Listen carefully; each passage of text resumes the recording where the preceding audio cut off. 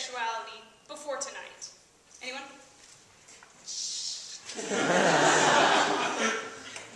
Well, okay, who automatically wants to ask me if I reproduce by myself? No, I'm not a sea cucumber. There are many different definitions rolling around on the internet, but the prevailing theme is that an asexual lacks sexual attraction of any kind to any particular gender. I'll be honest here, I think about sex a lot. I mean, who doesn't? Be honest with yourself, please. Please. But the difference is that when I think about sex, it's because I'm trying to figure out what is so appealing in both the act and the other person involved. Does that mean I'm not attracted to people in general? No, not in the slightest. I find that the more I get to know a person, the more likely I am to form an attachment to them and become attracted to their personality and want to spend more time with them. I just don't want to waste time with making out, or what I like to call gratuitous kissing, and having sex.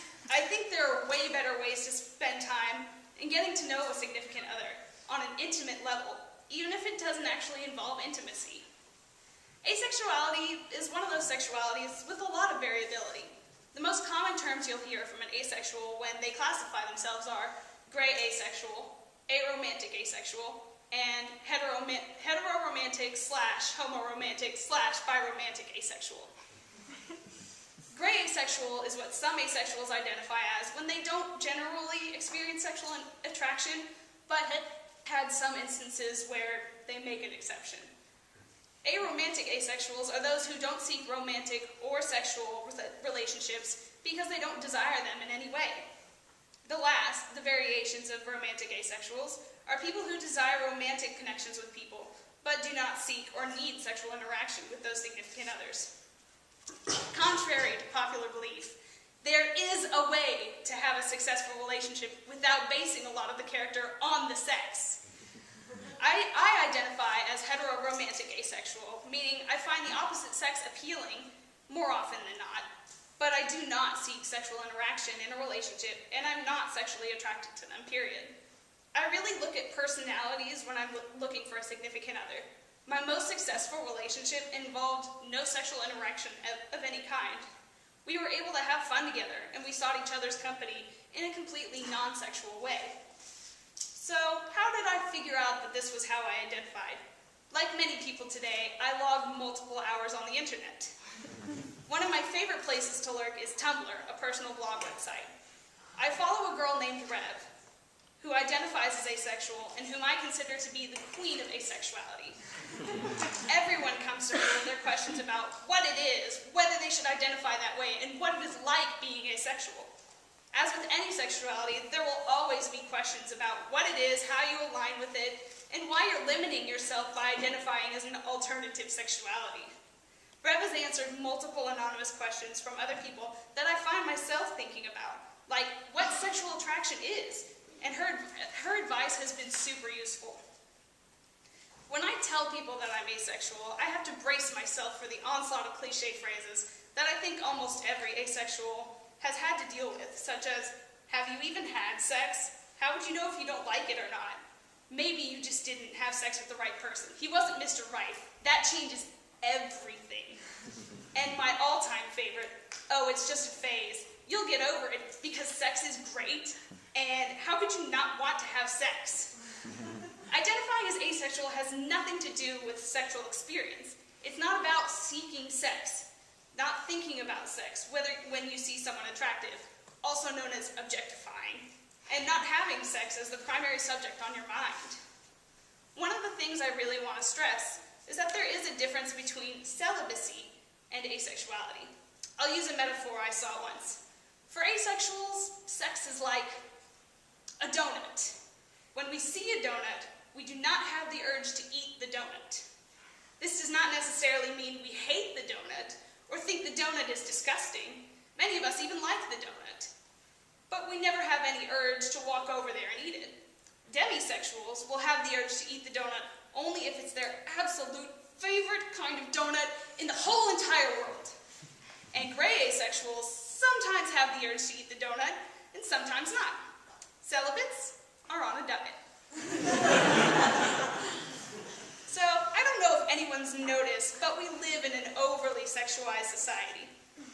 The idea of sex sells is put into action in pretty much everywhere you turn, with advertisements and billboards plastered with nearly naked men and women, mainly women, and movies and TV shows that accentuate the sexual tension and interaction between characters.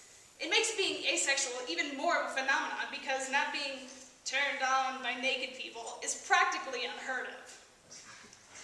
Going back to when I said that I think about sex a lot, oh wait, there it's back again. I personally see sexual intercourse simply as a means of reproduction, but that might be the scientist in me speaking up. When I hear friends talking about their random hookups and how much they're craving sex at the moment, it completely baffles me. I don't see the appeal in sex, and I'm the kind of person who could never see myself having a random hookup, mainly because I don't want to. I could only ever see myself doing that with someone I know and trust and love, and I would only ever do it because I want them to be happy or satisfied. But I will only offer the option once I know I'm ready. I cannot, and I will not, be pressured into it. Otherwise, my significant other would find themselves being a pretty insignificant other really quickly. I think sexuality, along with other things like religion, are and should be regarded as a completely individual and personal thing. So when I considered writing one of these, I found it to be a bigger hurdle to cross than it would have been for a lot of others. There are very few people I've told about my sexuality, though I suppose I'll have to add a few more. I know it's pretty normal for people to tell their actual coming out story at these things, so I figured I'd share with you a little about coming out to my parents. Early on in my exploration of my sexuality, I knew that I wasn't normal, whatever that is. At this point, I had no idea what asexuality was, so I figured the only other classifications for me were bisexual and lesbian. I dabbled with women for a little bit, trying my hardest to figure out if this was what I was or not, since I felt I needed to label myself. Unfortunately, I was sort of forced out by my parents during said dabbling. I remember talking on the phone with them after a GLBTA meeting and being really excited about finding an organization that had members I could identify with and sympathize with. My mom asked exactly what I had feared she would ask. God, she's the cleverest woman I know. She asked, "Are you joining this group because you are?" Stunned silence. I just sat on the phone in shocked silence for about a minute before I finally stammered out, I think so, maybe, yes? Is that a problem? I was extremely fortunate in that while they didn't understand the sudden apparent shift in my sexual tendencies, they have been trying to understand what my sexuality means to me and why it's so important to me. And although, I'm still attracted to men in general, I still identify as queer. Identifying as queer is really important to me because asexuality is a queer sexuality, no matter what other people may say. I'm asexual, I'm queer, and I'm proud to be these things because they make up who I am.